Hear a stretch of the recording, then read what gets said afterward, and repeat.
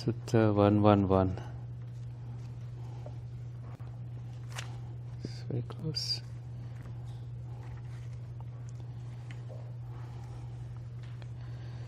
So this is Majjhima Nikaya 111, Anupada Sutta. It's also called the progression. And you have progressed up to 4th jhana in the talk yesterday. It may necessarily be in your practice, although some of you are perhaps experiencing them and come, in and out of these experiences, and that's great. And because it can be overwhelming and we didn't want to bombard you with too much information, we didn't teach the arupas yesterday. We spoke about the rupa jhanas. Rupa because it involves the body. You see a lot of steeping, drenching, bodily experiencing work that we had to learn. And I believe you can also experience them in this retreat. So arupa then means beyond the body. No rupa. No materiality. So they are called immaterial jhanas. And it's great to experience them, and it's also great to learn them and try to remember an image of it in your mind so you know what it is like to experience one. So you can tell yourself that, oh, I was in that arupa state. So arupa means no rupa. And here in this sutta, this is Jnanamoli and Bhikkhu Bodhi's translation. The anupada is translated as one by one as they occurred. And I will skip the jhana part, but I will read the beginning of it so you know some context here. Thus have I heard, on one occasion the Blessed One was living at Savatthi in Jeta's Grove, Anatha Pindika's park. There he addressed the bhikkhus thus. Bhikkhus, Venerable Sir, they replied. The Blessed One said this. Bhikkhus, Sariputta is wise. So Sariputta is one of the two chief disciples. The other one is Moggallana. And oftentimes when you visit temples in Asia, South Asia, you see the Buddha in the center and the image of Sariputta to your left and Moggallana to your right, or one of them on either side. They are respected like they respect the Buddha. So they really contributed a lot for training monks. And the Buddha once said, Sariputta is like the mother and Moggallana is like the father. So Sariputta trains you to say, for example, stream winner level, and Moggallana takes you to the next step. So they were also friends in their lay life. And until they came to be ordained, the Buddha did not appoint two chief disciples. There were many senior monks, but the Buddha did not appoint any one of them to be the chief disciples. Only when Sariputta and Moggallana entered the order and attained Arahant's level, they were appointed to be the chief disciples. So their story is that they were friends, and they were also the sons of two village chiefs. They were coming from affluent, wealthy families. And they used to go to this festival, carnival called Giragga Samajja, that only wealthy went. Well, of course, others can go, but they had a special seat for them. So they were enjoying it for some time, and after that they realized that, this is boring. This is the last year's stuff.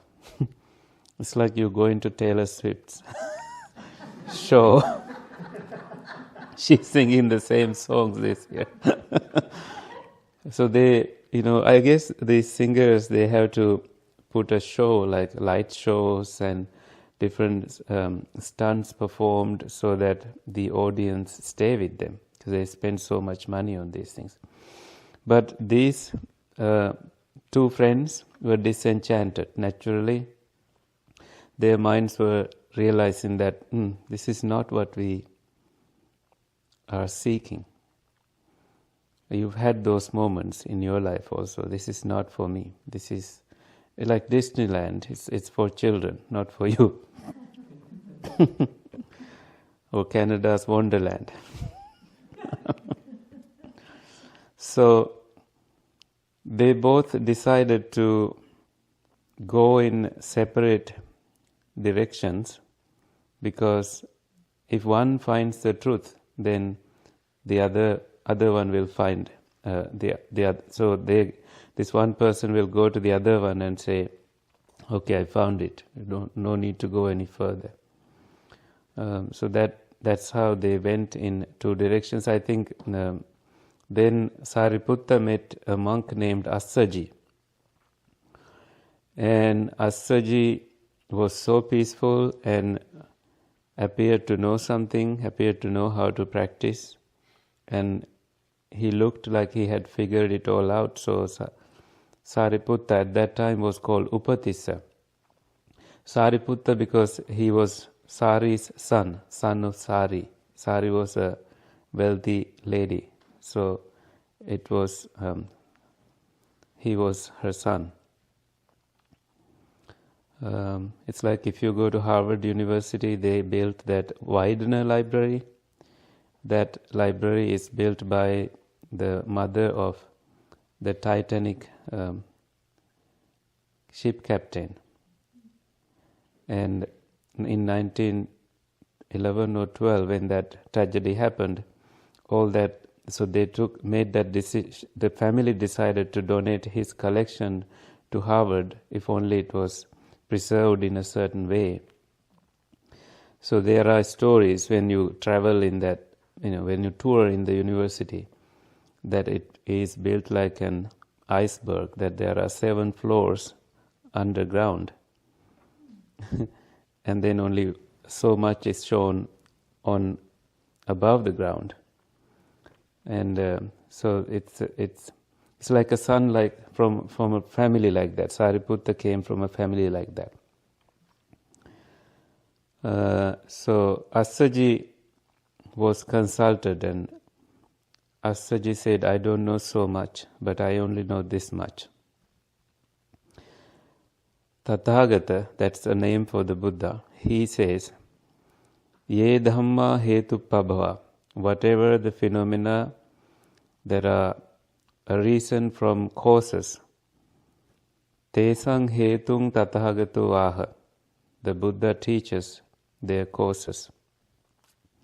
Tesanchayo nirodho. If there is a cessation of them, evang vadi mahasamano. The great recluse teaches that too.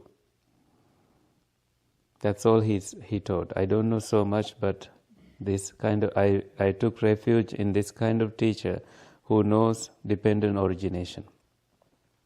That's what Assaji said to Upatissa. The moment he heard it, he became a stream winner. He knew that, this is what I was looking for.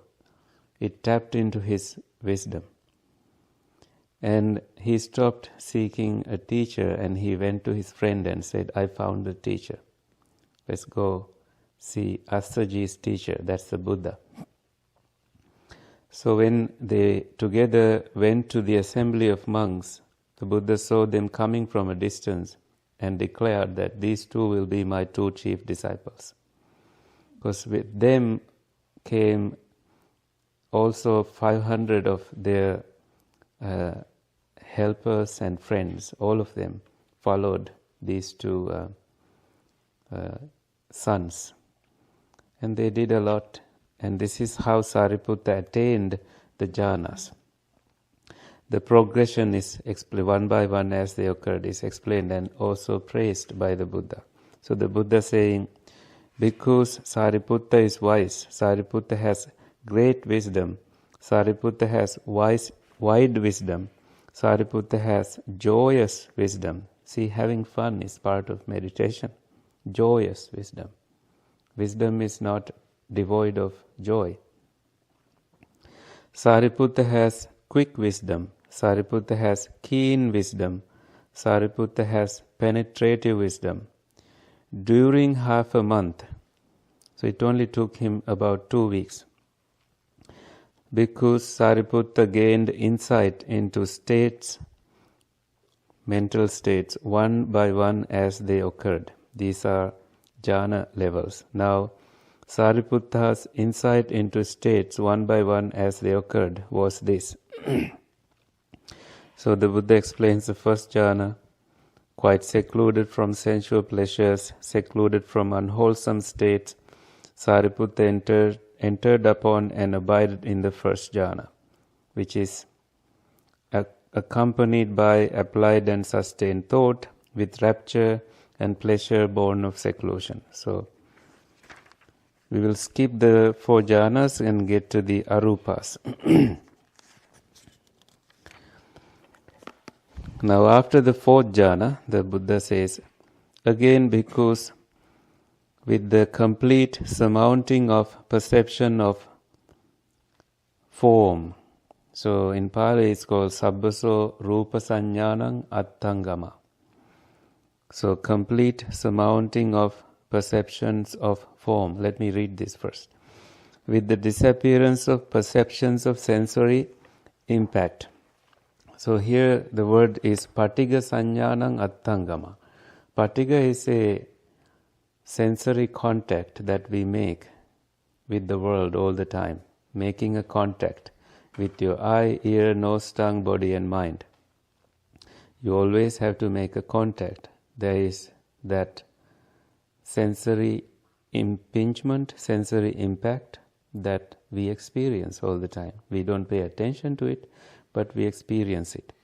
So you see, with the disappearance of perceptions, you can't stop the world from coming toward you, but the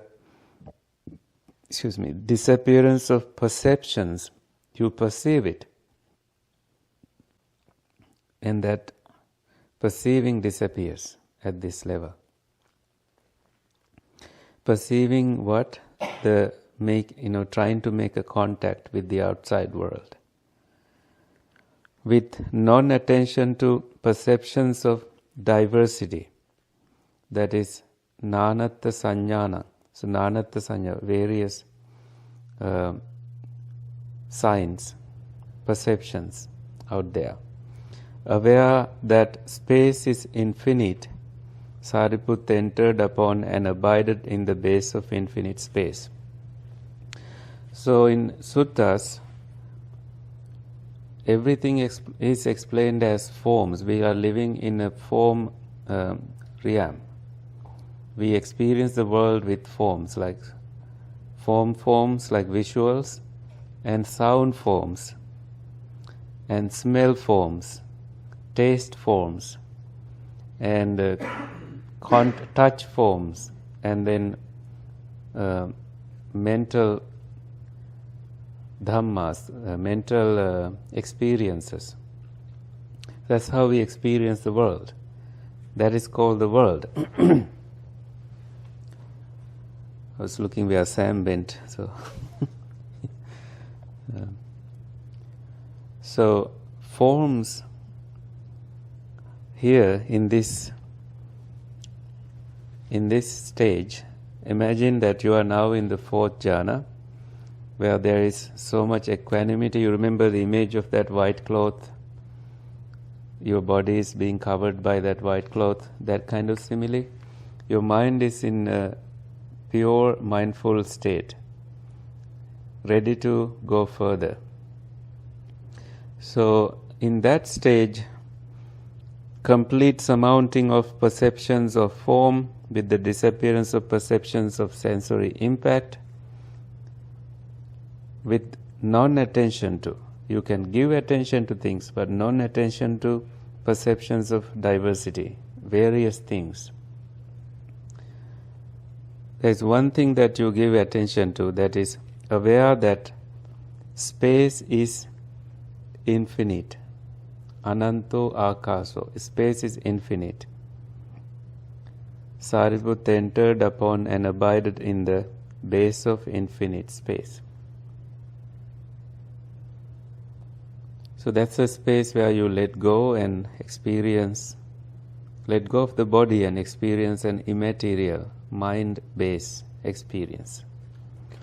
And then these are elements that it has, and the states in the base of infinite space, the perception of the base of infinite space, and the unification of mind, the contact, there is that one contact, energy, mindfulness, equanimity, and attention. These states were defined by him one by one as they occurred. Known to him, those states arose. Known, they were present. Known, they disappeared, because everything is subject to impermanence. They arise, they disappear. So he confirmed each state, and he was convinced with his experience. Again, bhikkhus, by completely surmounting the base of infinite space, so now you are going further, aware that consciousness is infinite. Sariputta entered upon and abided in the base of infinite consciousness. So you don't have a description like before. In the previous one, with the complete surmounting of perceptions of form, that language is there. But here, you only see by completely surmounting the base of infinite space, because that's what you attained. These are called samapattis, because you attain those bases and remain there, and that is your only focus. And all you have to do now is to surmounting the base of infinite space. You are entering, going further, aware that your awareness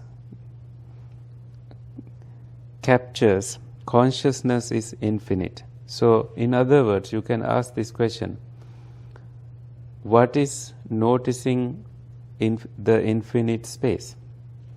It is your consciousness.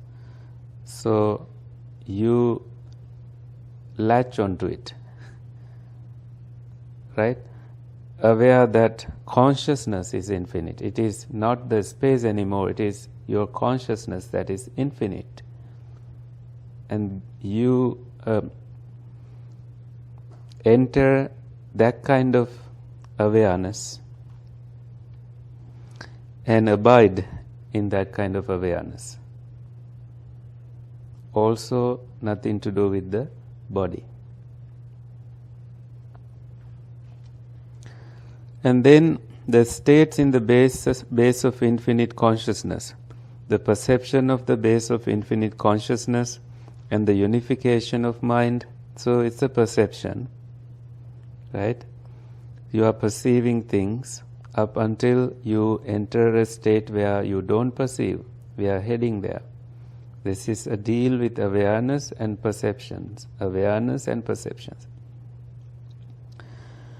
Let me read this part again. And the states in the base of infinite consciousness, so these are the states. the perception of the base of infinite consciousness and the unification of mind, the contact, feeling, perception, volition, and mind.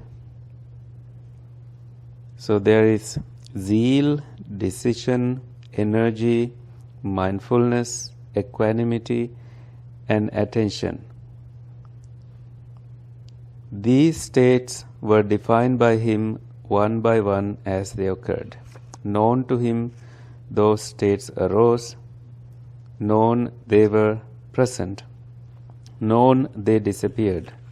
You can see someone has to have a strong level of mindfulness there's some knowing here.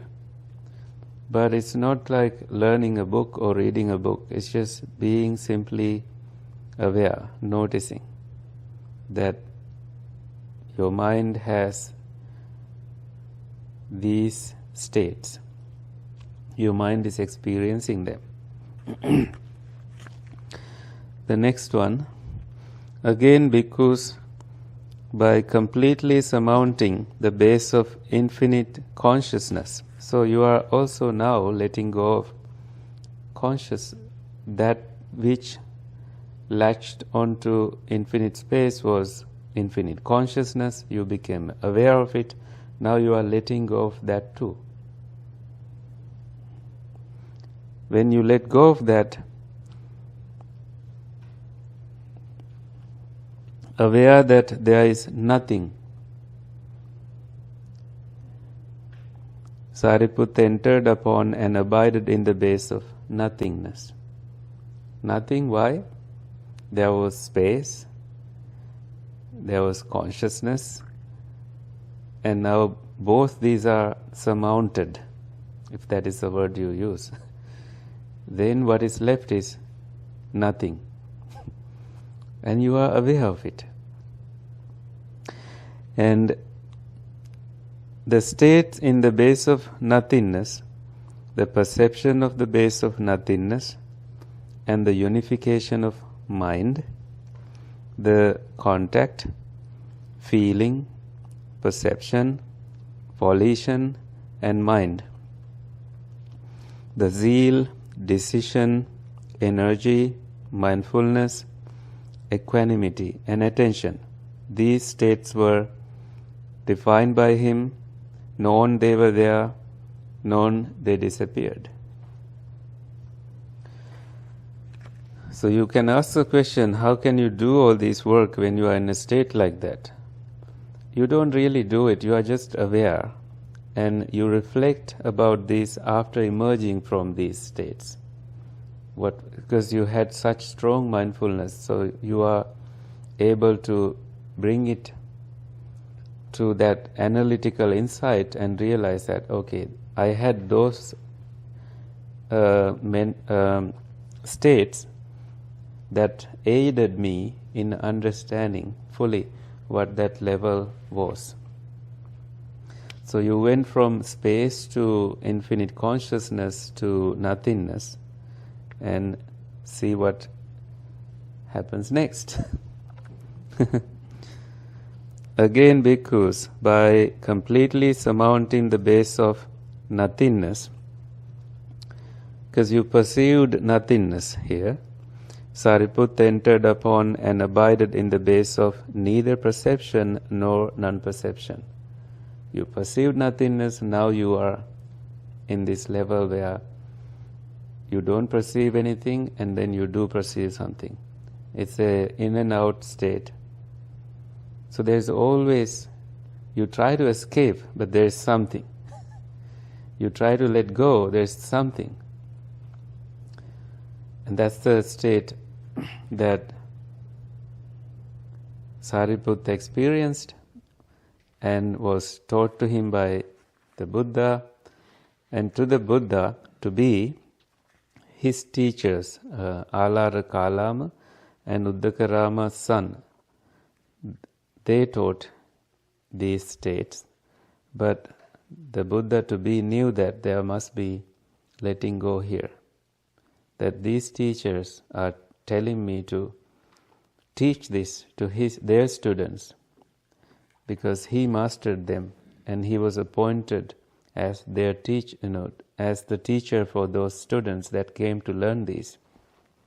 You can see that they practiced jhanas, they practiced arupas to this level, and yet they were still in the samsara because they did not have the wisdom to let go of these states and make their mind completely free.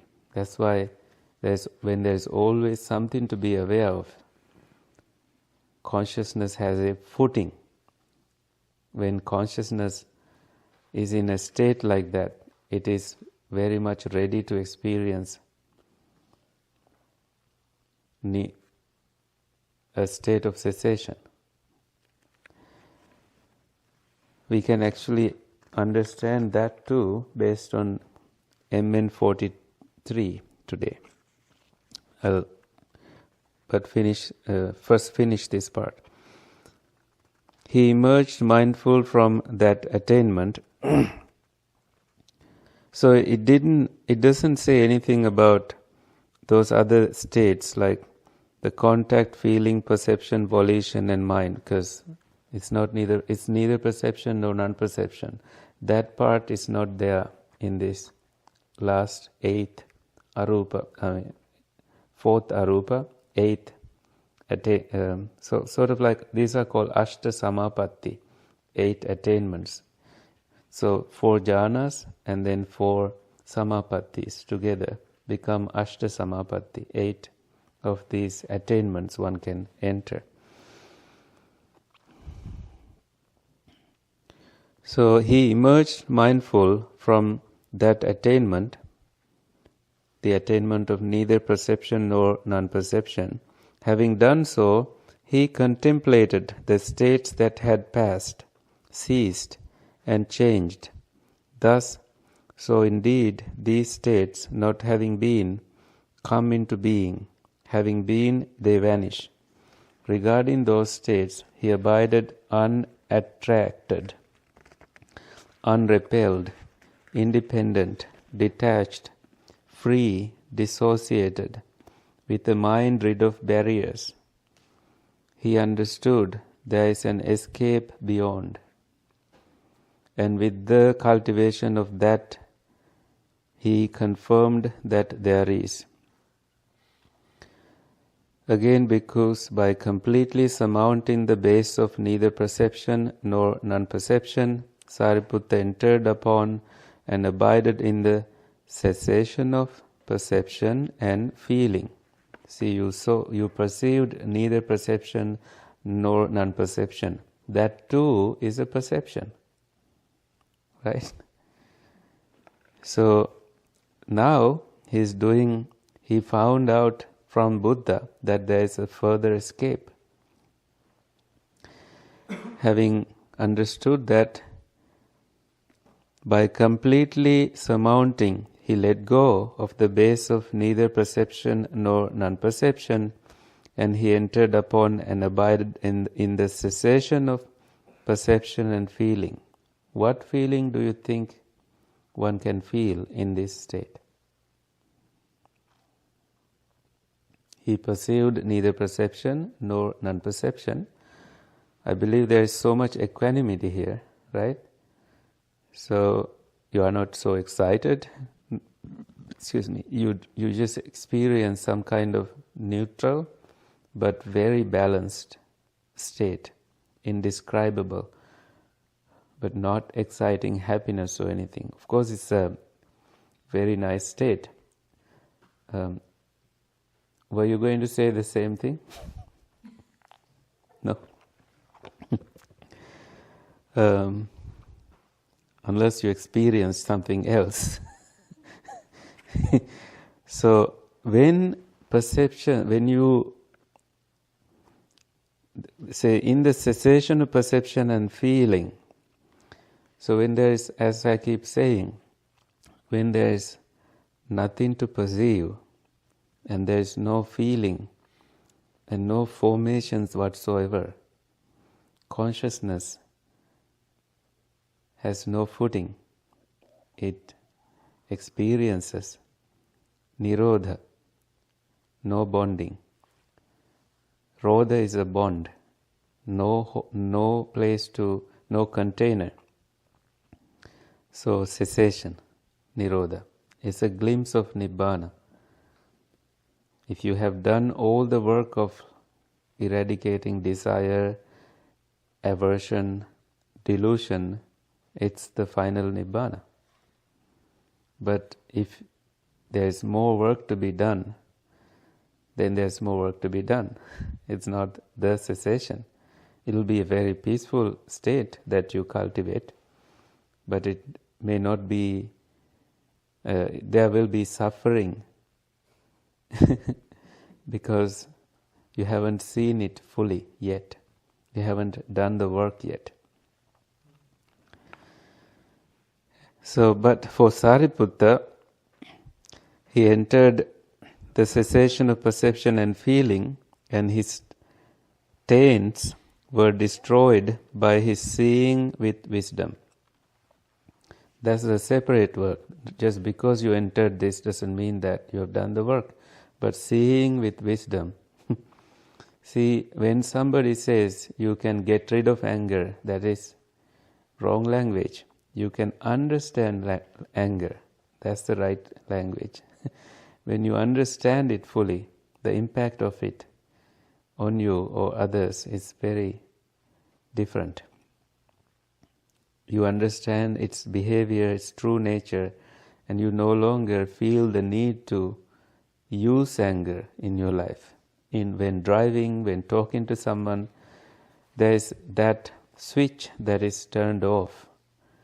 And there you have let go of anger, intention to use anger, and eventually you will realize that, oh, I didn't get angry in so many days, so many months.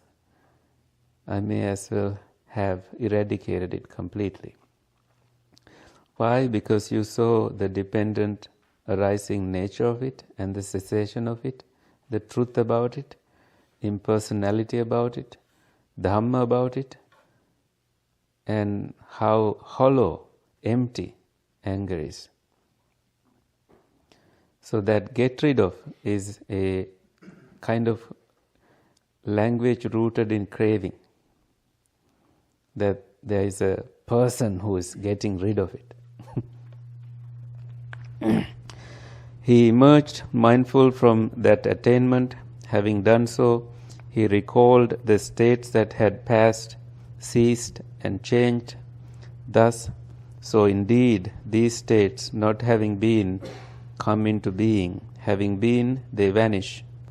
Regarding those states, he abided unattracted, unrepelled, independent, detached, free, dissociated, with a mind rid of barriers. He then understood that there is no escape beyond. And with the cultivation of that attainment, see, he sees it and then he cultivates it. That means he does the work sincerely to make sure that, oh, what I understood has to be verified with experience. So he develops that cessation again and again. Just having one moment of cessation doesn't give you all the wisdom. So you continue to experience it, continue to radiate equanimity, and you are ready to let go. He confirmed that there is no further escape. Because, rightly speaking, were it to be said of anyone, he has attained mastery and perfection in noble virtue, attained mastery and perfection in noble concentration, attained mastery and perfection in noble wisdom, attained mastery and perfection in noble deliverance. It is of Sariputta indeed that, rightly speaking, this should be said. Because, rightly speaking, were it to be said of anyone, he is the son of the Blessed One. So when the Buddha knows someone has truly followed the instructions, he likes to say, "He's my child." So this is how he say, "Avorasa Putta," like I gave birth to him. It's like he's the child of my heart. He is the son of the Blessed One, born of his breast, born of his mouth, born of the Dhamma, created by the Dhamma, an heir in the Dhamma, not an heir in material things. It is of Sariputta indeed that, rightly speaking, this should be said, because the matchless wheel of the Dhamma set rolling by the Tathagata is kept rolling rightly by Sariputta. So the Buddha would say the matchless wheel of the Dhamma set rolling by the Tathagata is kept rolling rightly by all of you practicing meditation. That is what the Blessed One said. Bhikkhus were satisfied and delighted in the Blessed One's words. Yeah, so speaking to Sam in the interview room, I told him that I'll share a story. Because something we spoke about reminded me of something. This is about how everything we do here, including those yogi jobs, is part of our meditation. And that when you do it happily, you see there is awakening, pleasure, joy that you can experience in these yogi jobs and any other activity that you do that includes attending to Duk, Sukha, looking after anything or helping Kirsten to unload her load. There is so much that she silently carries, and also helping David. They don't show it, but there is that. And so this one time there were these Western monks living in northeastern Thailand, and they had this strict teacher. So one time these monks were assigned this job of moving this huge pile of soil from this one place to another, and the teacher said it would take some time. And so having said that, the teacher went somewhere. And so it took them about 3 days. They only eat one meal a day there, and usually that is what they get is sticky rice or maybe a boiled egg, or boiled frog or something. So they were also in humid conditions in this dry tropical weather. So they did it by sacrificing their meditation time and accomplishing this task within 3 days. But the teacher did not return on the third day. The second abbot, second in charge, said, "That's the wrong place for the soil.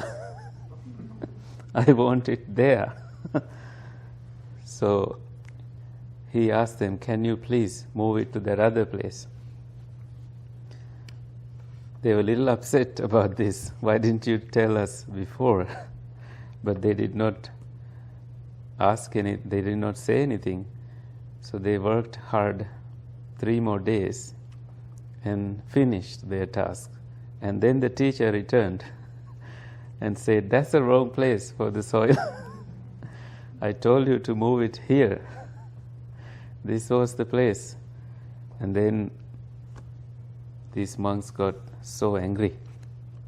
They started cursing in English, thinking that these Thai monks will not understand. But they understood. You can tell when someone is angry. So one of those monks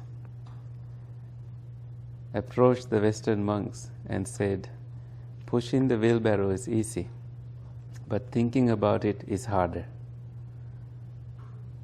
Pushing the wheelbarrow is easy, but thinking about it is harder." At that moment, all that anger vanished. all that thinking that this is a burden, this is separate from meditation, that idea vanished. That there is something separate from this that should happen, that idea vanished. They were able to work days on end without complaining, because that became fun. That became part of their meditation. So everything we do here is part of meditation. That's the story. More stories, but I believe we can save them for later. Shall we share merits? Call it a... Yeah. May suffering ones be suffering free, and the fear-struck fearless be. May the grieving shed all grief, and may all beings find relief.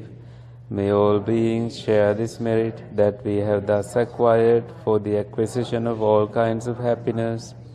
May beings inhabiting space and earth, Devas and Nagas of mighty power, share this merit of ours. May they long protect the Buddha's dispensation. Sadhu, sadhu, sadhu.